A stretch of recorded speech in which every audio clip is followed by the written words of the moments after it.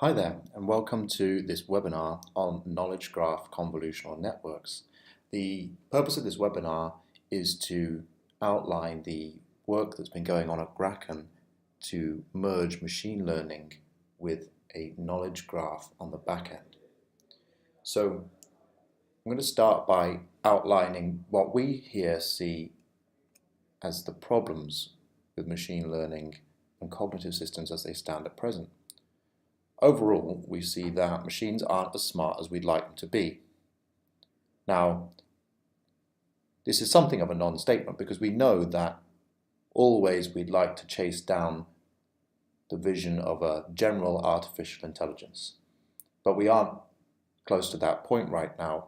In general, what we can do is we can create machines that are quite smart with certain limitations. Now, these are some of the limitations that we see that are present. So the first is that we see that models are highly domain constrained. Now, what do we mean by that? What we mean is that if we build one particular architecture of, for instance, a deep learning model, we don't expect that architecture will work well if we move it from audio processing to computer vision. We don't expect the same model to work well in both scenarios.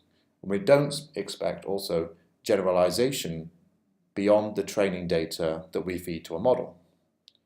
So overall, what we mean by this particular limitation is that we have to rebuild a new solution each time we encounter a problem that we want to solve. We also see that machine learning solutions tend to be very reliant on big data.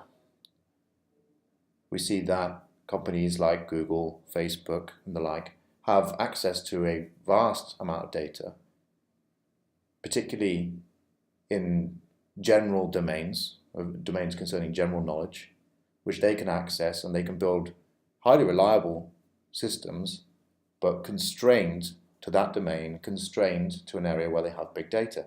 Now, big data isn't always available, particularly if you need to work on proprietary data. The data set may not be large. You may not have the financial resources to be able to collect big data. So this is also a constraint. We see that in general, to improve performance of a model, we require either additional data or we require that we increase the complexity of the learning model that we're using. So in a deep learning example, this tends to mean including different types of layers or deeper networks.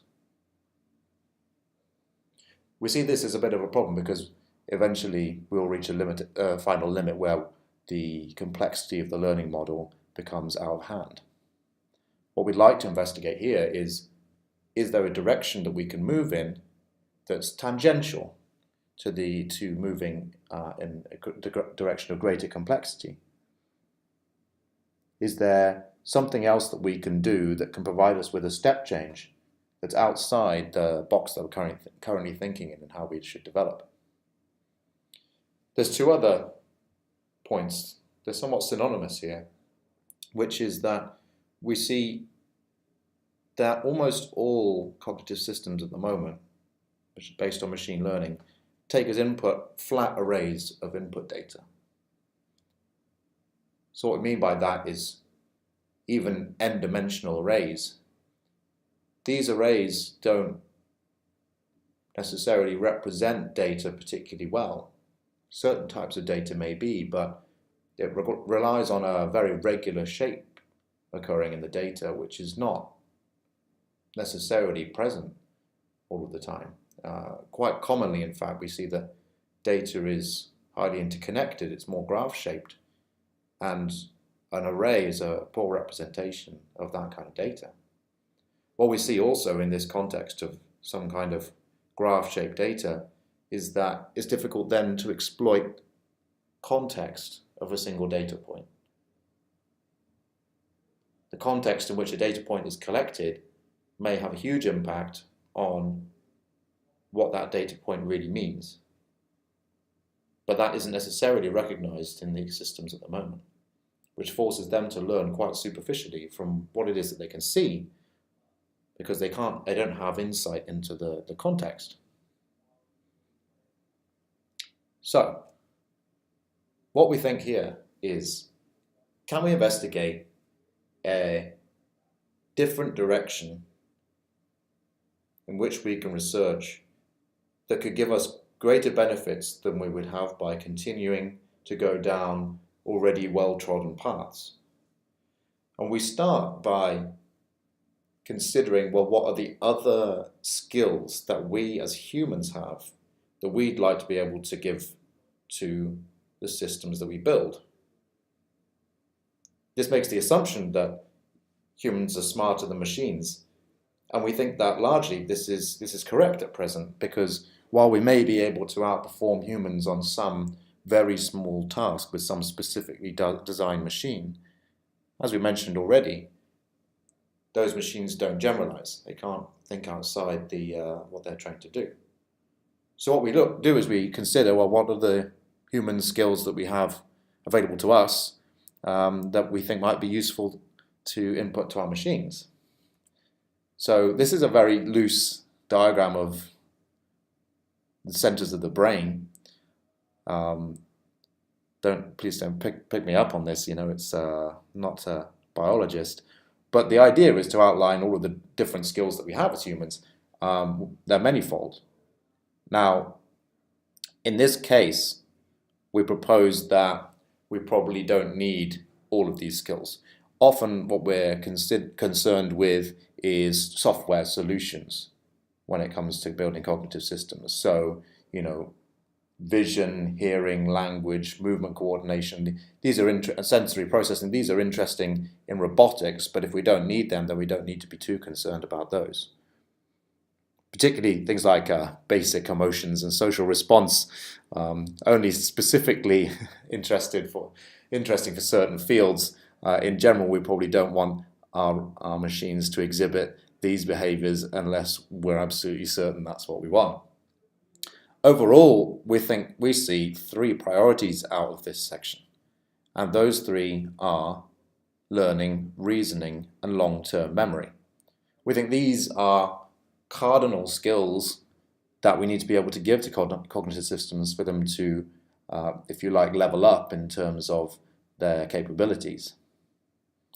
So what we're going to do is throughout the talk, we're just going to address these 3 and see where we stand in terms of building these skills into a cognitive system.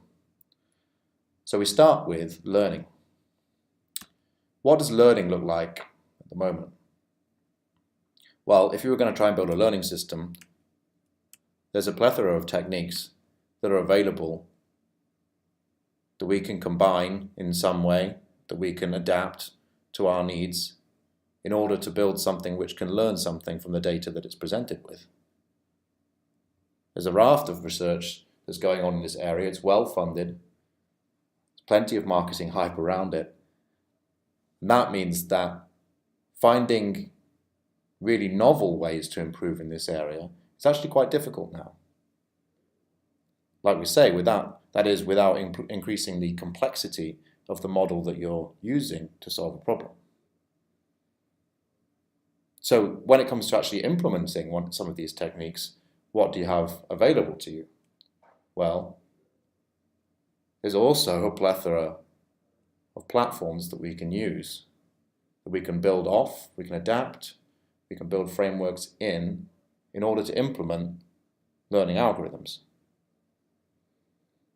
So overall, we kind of consider learning something of a done deal, in that, of course, there's more room to expand in this domain. Of course there is, and we can see already the benefits that can come from it. But we also know that there's an awful lot of people already working in this direction, that this will continue to improve of its own accord. So what about these other skills? What about these other skills that maybe haven't been given so much attention? So we consider reasoning next. Now, in order to introduce reasoning, I'm also going to introduce the data set that we're going to be using and presenting throughout the rest of this webinar, just as a brief interlude. So we're looking at the CITES dataset, which is from the Convention on International Trade in Endangered Species of Wild Fauna and Flora. So this dataset lists exchanges, that's imports and exports over country boundaries. What it lists is items that have been traded in between those countries and forms a sparse graph of connected data which details the kind of item that's been traded and the origin of that item in terms of the species that the item is derived from. So we're talking about animal products or live animals or flora or fauna. So the scenario we're going to go into here is we're going to look for suspicious trade within this dataset in order to take the role of an enforcement protection officer for endangered animals.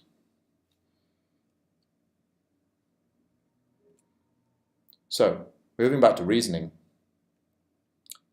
if you were going to try and implement reasoning today, about the only tool that people will have come across is maybe just a handful. One of them is Prolog. It's often taught at universities, but it doesn't really gain traction with people. It's not very popular overall. There's quite a few reasons why that might be. But largely, if we consider the reasoning scene, there's very little that people have available to them. And in fact, most people probably won't know what we really mean by reasoning. So what do we mean? Well, what I've just drawn up is just like a really quick example.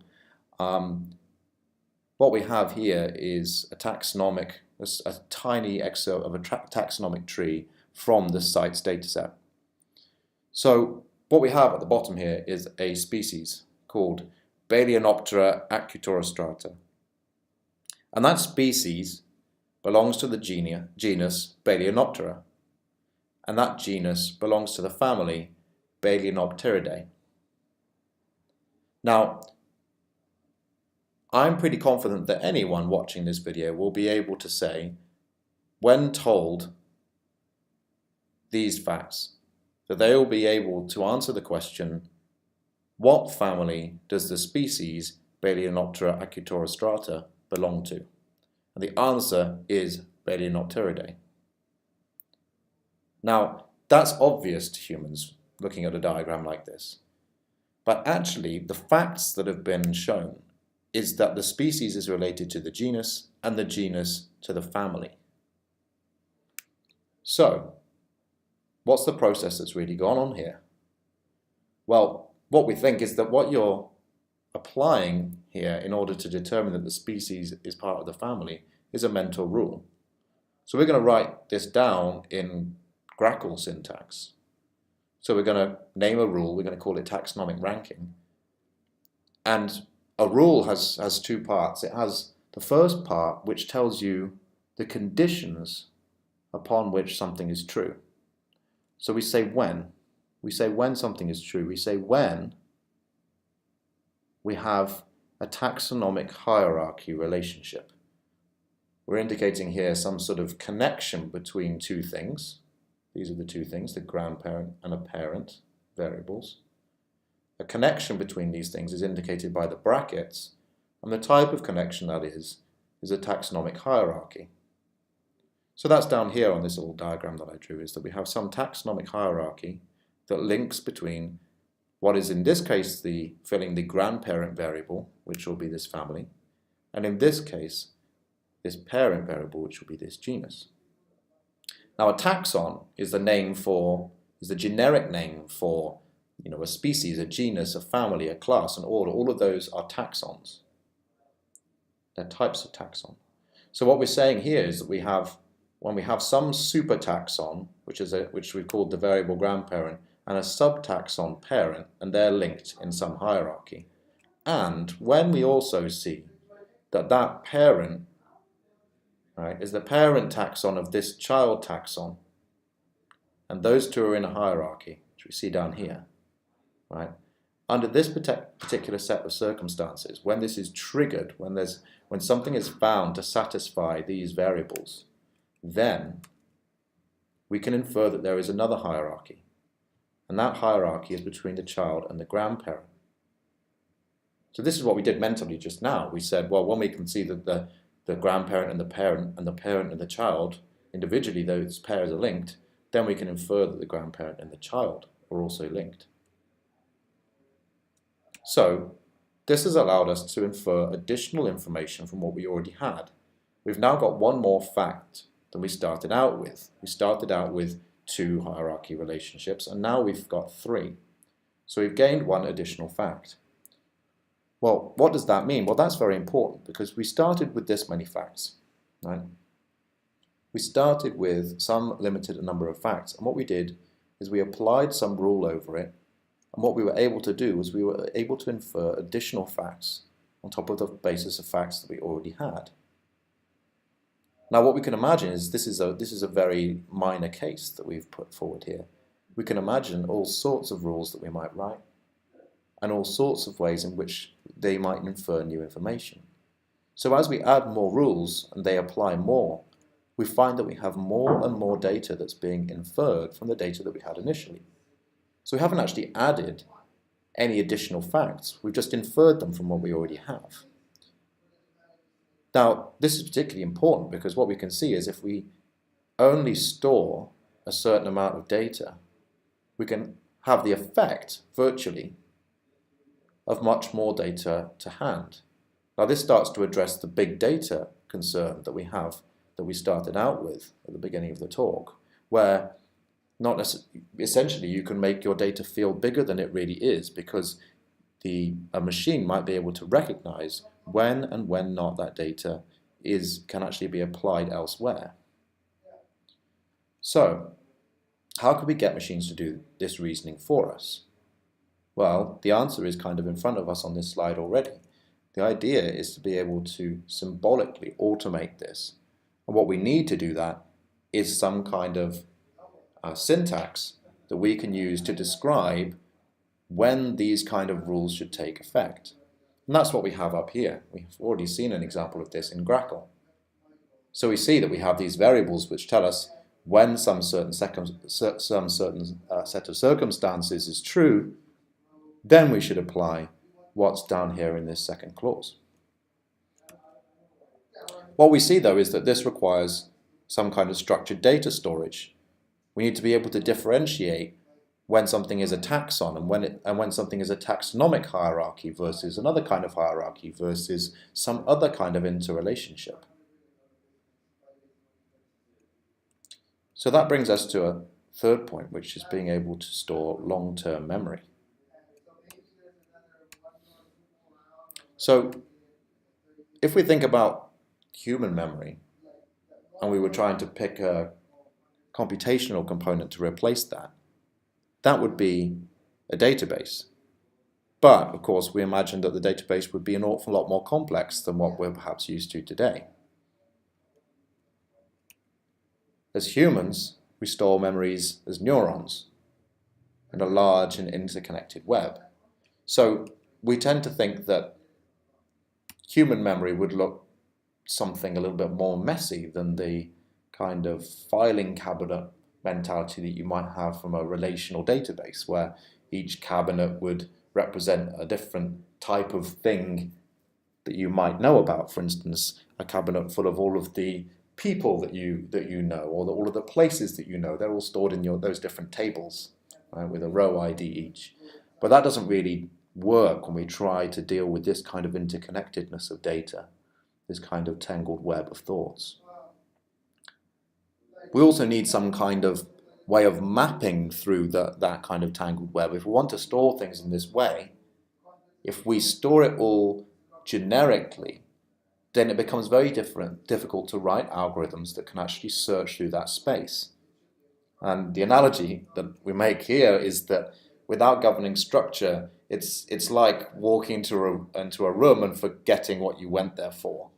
Why am I here? Because you find it difficult to actually search through the memories that you have. So what we can do is we can attempt to actually make this something that we can implement in a computer system. So we start by defining some kind of structure for our data. right?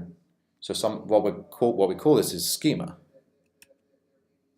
If we can do this, then it means that the data that we enter becomes easy to search, and it becomes possible to automate reasoning, that kind of logical reasoning that we saw in the last section. So the model we follow here is entity relation attribute. These are the nodes that we'd see in a graph, and then we have roles as edges. So we'll elaborate a little bit more with this with a brief example.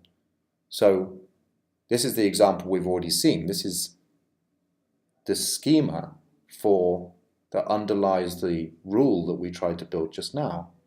So we have taxon, which is a kind of entity. So we've decided that this is a major actor in the domain, and so we make the type of taxon entity. We also assign a taxon a name. Okay, a name is a value that we can attach to it. So that allows us now to name any taxon that we have. We can then define 3 subtypes of taxon. We have class hierarchies in this schema. What that allows us to do is to discriminate and ask questions about specifically families or a genus or a species. It also allows us to give these types different behaviors. So for instance, we can take for instance this last one, that it plays the role subtaxon. So a species can play the role subtaxon. Well, what does that mean? That means this becomes relevant when we actually define a relation. A relation is something like the taxonomic hierarchy that we saw just now in the reasoning example. So a taxonomic hierarchy can link together 2 taxons. It can link them together, but we also provide a context for how they're connected together. So we'll provide one taxon as the supertaxon in this hierarchy and one as the subtaxon. This is what gives the relation some direction. But bear in mind that we don't just have bidirectional relationships, we can have relations between 1, 2, 3, 4, n different entities, or in fact things in the graph. So what this means is that we can make sure that things have some logical integrity as we insert them. So we see that a genus can have both a supertaxon and it can be a subtaxon. But we see here that a species can only be a subtaxon. Now this makes sense. This means that we can't add a species as a supertaxon of another taxon. Well, why is that? Well, that's because species is the lowest taxon in the taxonomic tree. There's nothing beneath that. That's the most detailed categorization. So this is just a quick example to try and give some context to how a schema can look and how that means that we can structure data behind the scenes. So what we can do now is we can give a quick demo of how we would then write a query based on this schema. So say we want to ask the question that we asked just now of the reasoning example. Say we want to find the family that a particular species belongs to. So what we can do is we can write this query. Now, I've written the first line out now. What we do is we ask for a match. We want to find a match in a database, in our knowledge storage. So we assign a variable s, we say that's the species that we're looking for, that's $s. We say that species has some name, $n. And we say that that name is Balaenoptera acutoristrata, which is a kind of minke whale. This is what we saw in the reasoning example already. Having defined that, we should now know that we're talking about one specific species. This $s should now represent one specific species that's in our knowledge storage. We know which one we're referring to because these names are unique. If we also define $f is a taxonomic family, now what we want to do is say that there's a relationship, which we denote again by these brackets, and the type of relationship is a taxonomic hierarchy. Now that relationship is going to link together the species and the family. Whether or not the species or the family is the sub or super taxon is actually going to be can actually be inferred automatically. So when we ask for that hierarchy, we can then ask to get. So this is the operation, the keyword that tells us that what we want to do is simply get back the results, because there's other operations that we could otherwise perform on those results. What we can do is we can open up Workbase, and we can start to visualize what this looks like. So we can go to some saved queries, and we can look up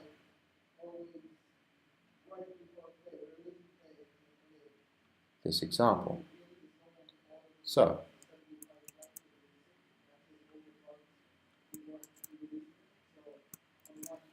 to reiterate, this is the query that we already saw. So we're matching for a species. The species has a name. The name is Balaenoptera acuta. F is a taxonomic family, and we have some hierarchy that connects the family and the species. Alright, so what we do is we can hit play. When we hit play, what we get back is the results for these variables. So we have a $S, which is a species. We have the name, Balaenoptera acuta. You'll notice that that's a node here in this graph visualization that we get.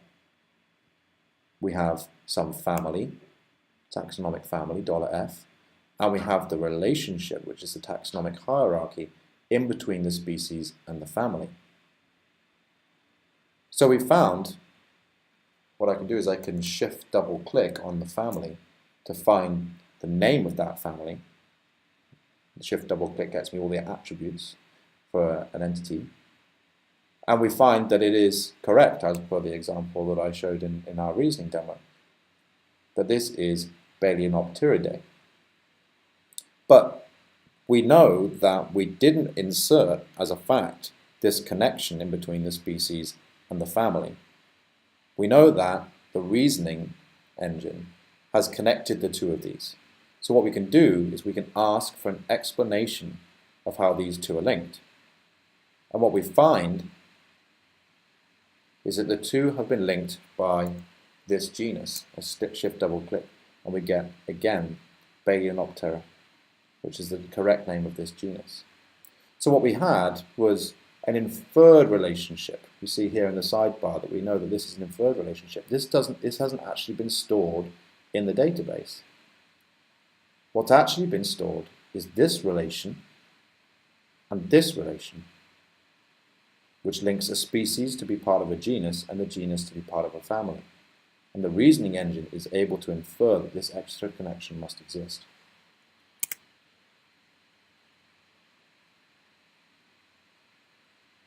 So, we've now looked at all three of these skills. What we'd like to do is we'd like to consider how we could actually bring the three of these together.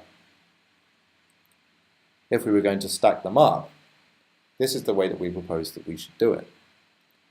What we do is we have a learner that implements learning, a reasoner to implement reasoning, and a knowledge graph as the long-term memory for the system. And what we do is we get these to talk to one another. What we do is we have the learner talk to the knowledge graph via a reasoner. So as we just saw in the Workbase demo, what this means is that when we ask a question of the knowledge graph via a reasoner, what we get back is answers with reasoned logic. So we may get back the implicit information that's stored within the knowledge graph. So that is the concrete facts, but with reasoning applied to them to infer additional information. So how do we actually build this? What components do we actually use? Well, for the learner, we have the subject of this webinar, Knowledge Graph Convolutional Networks. So we implement that with TensorFlow. For the reasoner and the knowledge graph, we have Grakn. Grakn provides both of these bundled together. They're inseparable, in fact. and also offers an interface to talk to these, which is the language Grakn. You've already seen examples of that, both in the reasoner section and in the knowledge representation schema section that we've just done. So both of these are wrapped up all together in Grakn, which is a database. So I want to come on to describe the objectives of knowledge graph convolutional networks. The idea here is to create a bridge to machine learning from a knowledge graph. We want to start by being able to query the knowledge graph using Grakn for some set of items that we're interested in. So in the case of this CITES animal trade dataset, we're interested in traded items. So that's items, animal items that have been traded across borders. So we'd write this kind of query in order to find some traded items that we're interested in. We could provide all sorts of other modifiers to this query to select specific traded items. This would provide what we call the knowledge set, analogous to a data set, that we can use for either the training, testing, or prediction stages of this machine learning algorithm that we might produce. So we'd ask this query of Grakn, of our knowledge base, and the results of that, these instances of traded items, can be fed into a KGCN. Now, in a knowledge graph, nodes don't contain a great deal of information on their own. They aren't like the row in a table that you might store things in otherwise. So in order to actually understand more and have more information about each of those traded items, a KGCN needs to interrogate the knowledge graph some more to find more information out about each, such that it can find some statistical patterns between those traded items that can be used to perform some task over them. In this case, we're going to be looking at multi-class classification. So as an output, the KGCN returns some vector that represents each traded item for each concept. Why do we do this? We see that the bridge that we need to machine learning is that machine learning techniques, while there's a vast number of them available and implementations available, they largely take, as we already talked about, flat arrays of data as input, where one vector, normally a 1D vector, represents each example that's being considered. So what we really want is this bridge of being able to assimilate the context of an example from a knowledge graph and transform that into some representation. We want that representation to be a vector, a numeric vector, that we're then calling an embedding. So what we can then do is we can then perform some learning task based on that embedding. As I said, right now what we have implemented is multi-class classification, but that could be all sorts. That could be link prediction, subgraph prediction, rule mining, all sorts of tasks. So the main point here is that in general we want to be able to output a numeric vector for each concept of interest. So how does the actual approach work? How does a knowledge graph convolutional network work? Well, if we consider that we have some node of interest, the node on the right here. Now, we have some information about this node, for instance, the type, or maybe it has some value attached to it. We also know what the neighbors of this node may look like in the knowledge graph, what type they have, what values they may have attached to them. And so we're representing that as these vectors. Some transformation is required in order to obtain these vectors, but we don't go into that detail just now in this presentation. What we also note is that we have some connections that are direct. These are factually known and are materially present in the knowledge graph. We also have connections that are not materially known, but which have been inferred by the reasoner. Now, from questioning the knowledge graph via the reasoner, we also get back these connections for free. So what we want now is we want some way to create a representation that takes account of the information available at this example that we're interested in, but also takes account of what is nearby to that example. So what we do is we have some process, which we'll explain in more detail as we go on. We're going to call this the aggregate or aggregation process. Now what that aims to do is it takes these vectors, the vectors of the neighbors, aggregates them into one vector.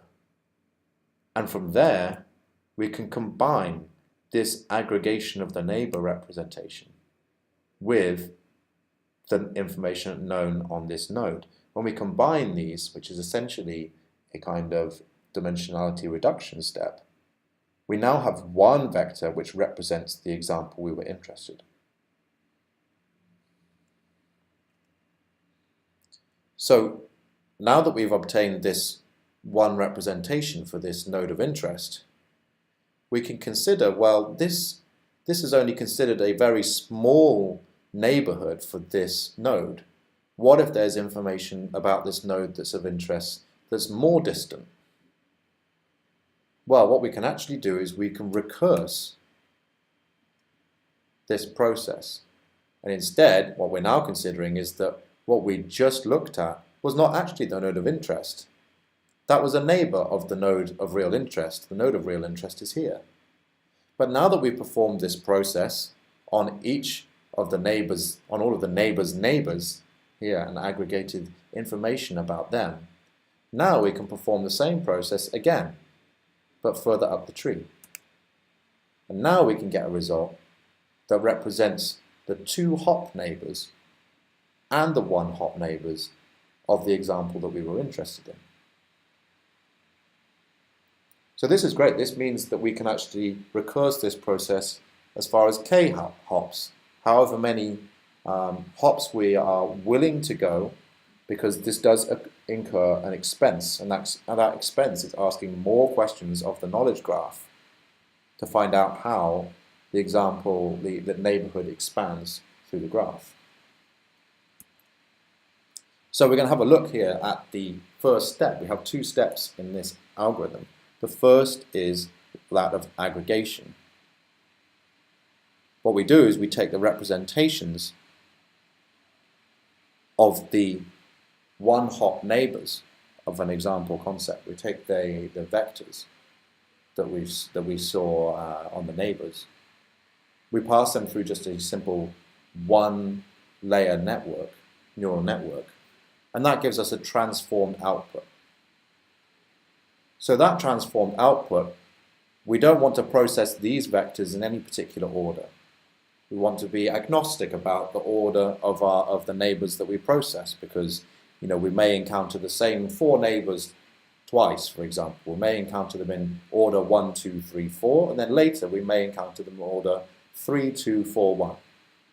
Now what we want is we want to receive the same representation for those neighbors regardless of the ordering they were in. So one really nice way of being able to bring together those neighbors to give a single representation for them that doesn't discriminate based on order is to use max pool. And that gives us this single representation, which when we learn over and minimize some cost function, some objective, then this can be representative of those neighbors. The next operation that we need in order to carry out this pipeline is combination.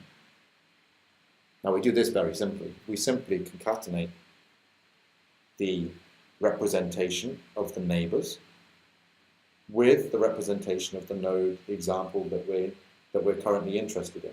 We concatenate these 2, and then we just apply a single neural layer which is going to reduce the dimensionality of this. This is so that we don't have a sort of building snowball as we move through k different hops of this network, where we get a bigger and bigger representation as we go.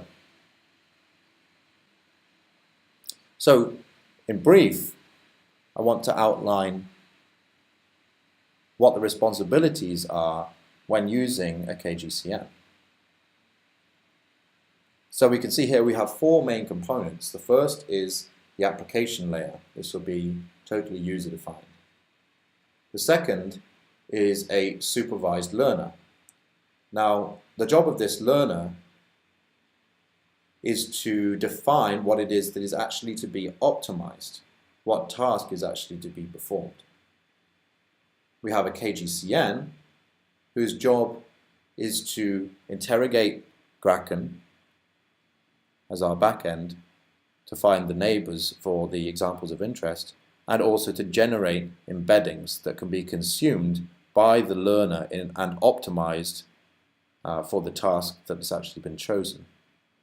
And we have Grakn.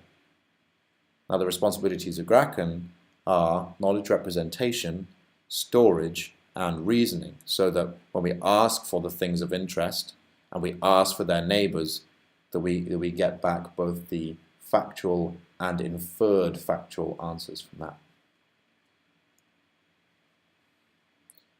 Here we have just a brief outline of what it means, what the network tends to look like.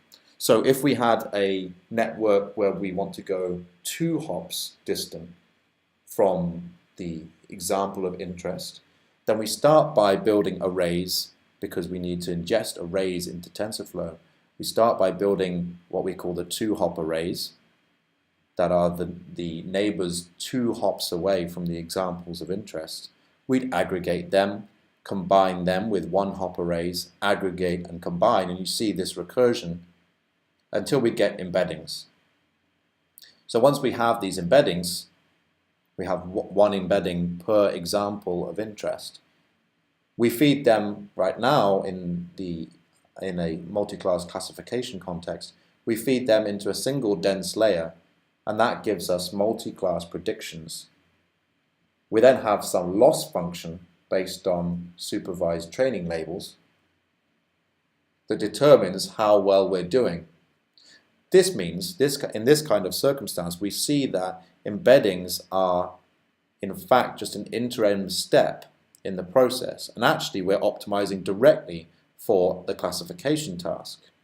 However, we don't know what task may be at hand, and so KGCN has been built to be suitably generic, so that we may want to learn actual embeddings, we may want to optimize to learn embeddings so that we can perform multiple different tasks downstream on those embeddings, or we may want to optimize for something directly as we are here. So what we're going to do is we're going to look at what this looks like on the animal trade dataset. So first of all, let's take what we've just heard about in terms of the algorithm, and we'll have a quick look at what that looks like in the visualizer. So if we have a look, for instance, at a single example, which would be a traded item. Now, given this example doesn't contain that much information about itself. We have just a type. The only information that we actually have available about this type, about this item, which is stored on this node. We have more information, and what we can do is we can query Grakn for this. I'm double clicking on this item in order to bring up the neighbors of that item. So what do we have? We have quite a number of relations that link to this item. We also have quite a number of attributes that are related to this item.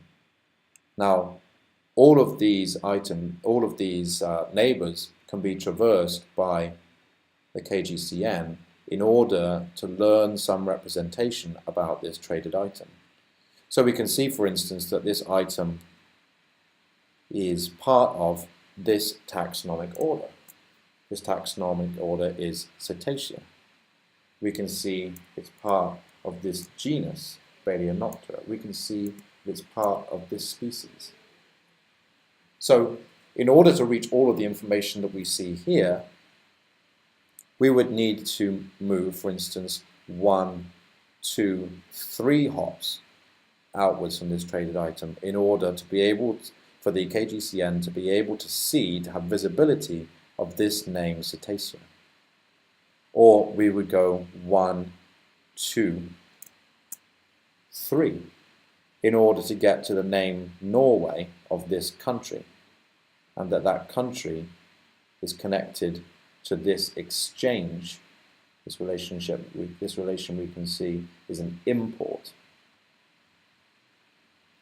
So you can see already that there's quite a bit of data that's available to the KGCN, sufficient that it's becoming cluttered on the graph visualizer screen.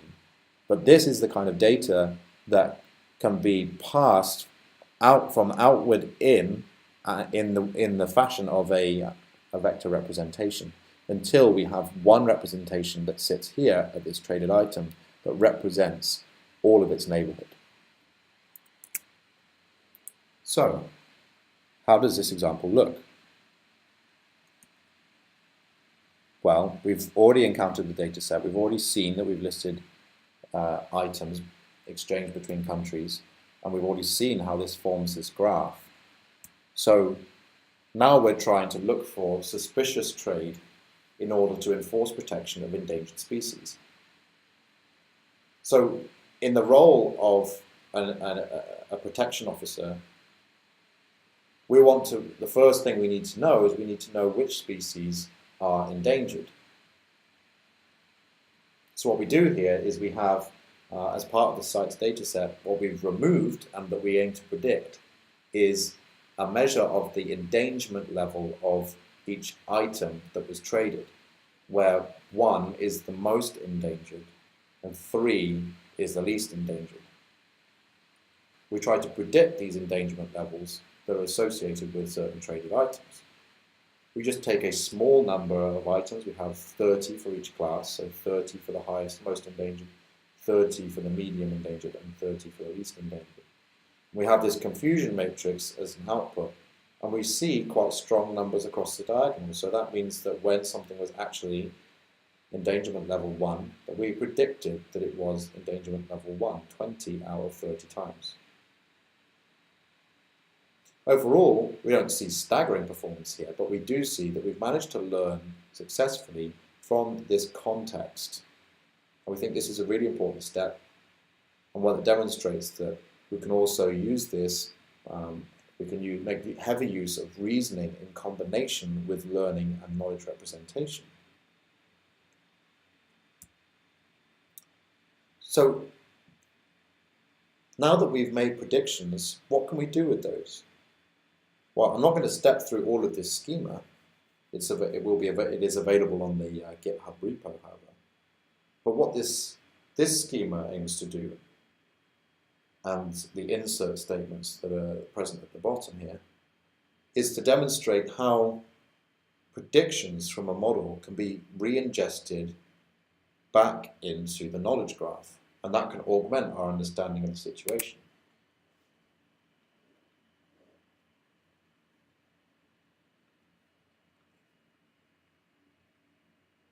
If we jump back to the visualizer, what I can do is I can make a query where I can ask for traded items which have endangerment level $E, where $E is 1.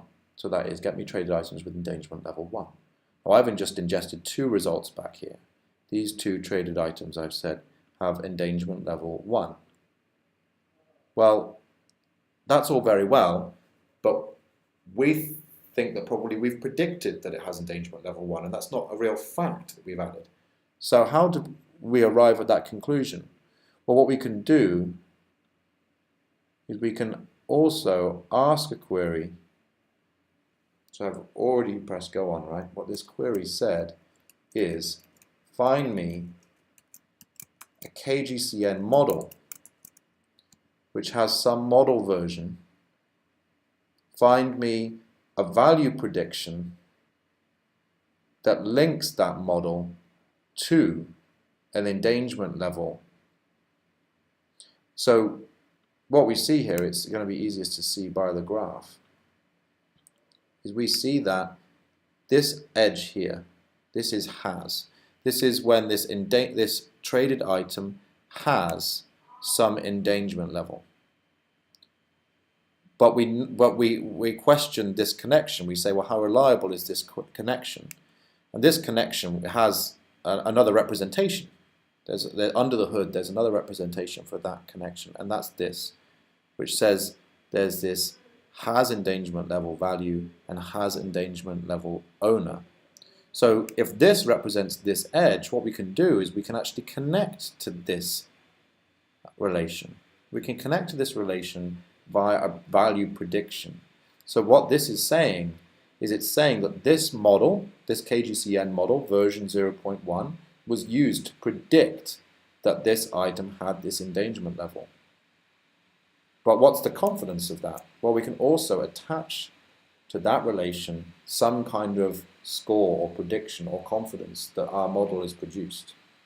And this gives us really good traceability, something that's quite hard to do in the world of machine learning and data science. Is we might have multiple models that have made multiple predictions. And we want to actually make some assertion across the different predictions from these different models to see whether they vary and how.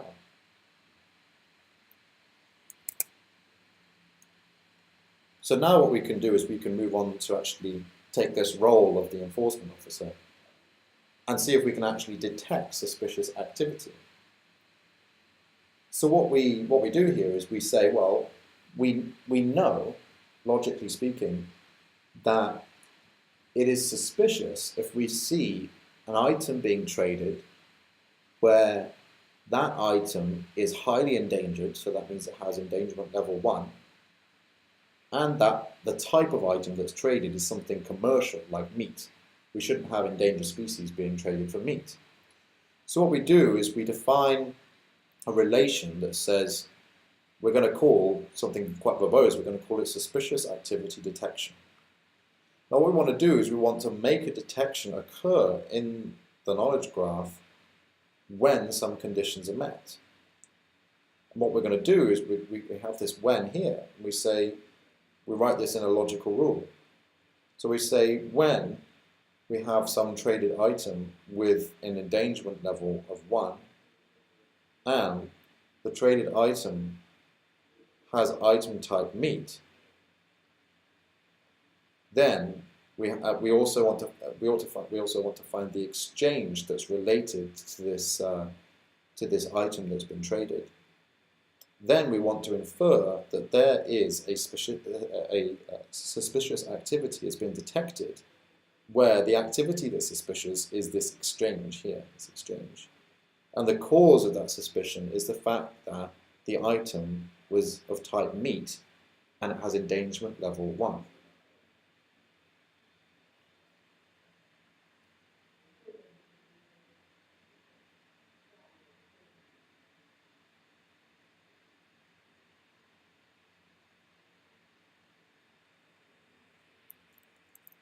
What we can do is we can see how this looks in the visualizer. So we can see that we have asked for just this relationship, this suspicious activity detection, and we've asked for the role players, we call them, in that relation. So we can ask for this, and what we get as a result is the following. This is our suspicious activity detection, this node here. We see that over here from the sidebar. Now this is an inferred relation. This is what we expect because we haven't added any of these factually.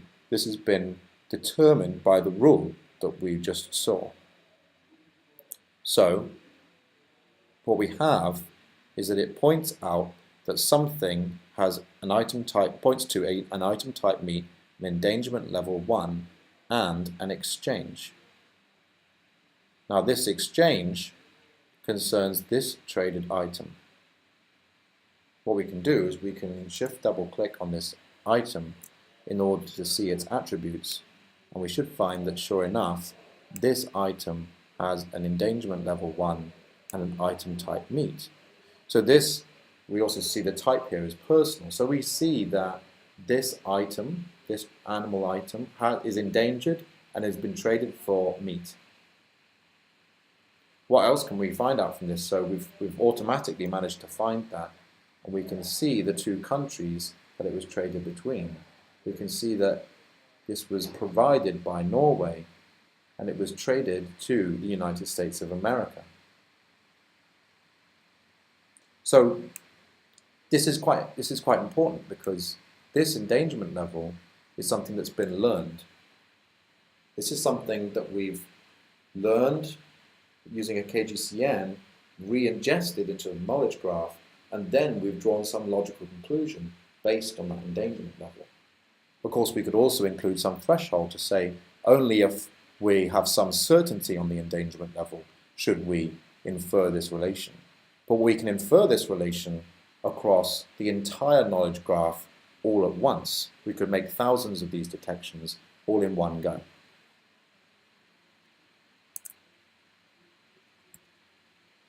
So, what we've covered in this talk is how we can combine three human skills together and try to create computational components that will work together to take cognitive systems a level higher in their ability. I want to finish up by reiterating about the components that we have here to outline the capabilities that Grakn offers. So Grakn is a knowledge graph, a database backend that offers knowledge representation, knowledge schema, this entity relationship model, in order to be able to structure your data. That's the long-term memory we're talking about. It offers automated reasoning, which we've also talked about, so that's being able to deduce additional facts to make big data out of small data.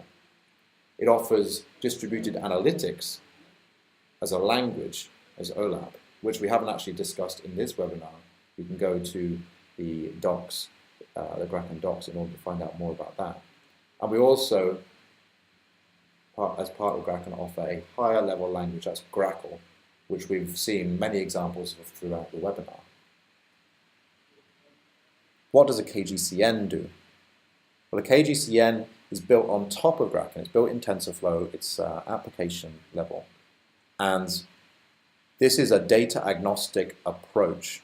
The idea is to be able to use this approach multiple times over without highly configuring it. It's an inductive approach. This means that we can just consider one example at a time rather than having to build some matrices of the entire graph. And this approach, this overall algorithm, is inspired heavily by work that came out of the Stanford SNAP group, I believe, in 2017. So downstream learning is also what we offer with KGCN. We offer it in a way that it is agnostic to the exact learning task that needs to be performed, and you can either aim to optimize to create great embeddings or learn directly for the task that you have at hand.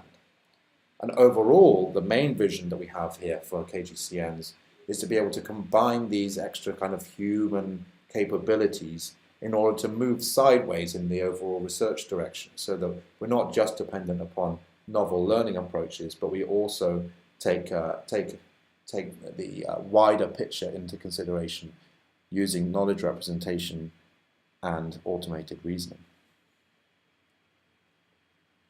So the repo is online. We're at the time of this webinar, we're at the third pre-release of KGLib, which is the parent repo for the KGCN project. So please do check it out. The link will be in the description. If you encounter any issues installing or using, or you have a feature request, then please do add those on GitHub. Thanks very much for watching.